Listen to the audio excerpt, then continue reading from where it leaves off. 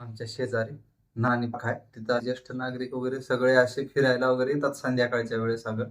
आणि मग एका दिवशी मी ऐकलं आमच्या शेजारचे जोशी काका आणि कुलकर्णी काका दोघ जण बोलताना कुलकर्णी काका काय म्हणतात, अहो जोशी नेहमी सायंकाळच्या वेळेस त्राटक करायचं. मग आता जोशी म्हणाले, बाबा त्राटक ते कसलं असते? अहो सायंकाळच्या वेळी काय करायचं की खोलीत अंधार घ्यायचा, मेणबत्ती पेटवायची आणि ज्योतीकडे टक लावून बघत बसायचं. याला त्राटक म्हणतात. आणि याच्यामुळे काय होते, अहो याच्यामुळे डोळ्याची शक्ती चांगली होते, आपली डोळे चांगले राहतात. अरे वा, चांगली गोष्ट आहे. मी पण करतो उद्यापासून त्राट.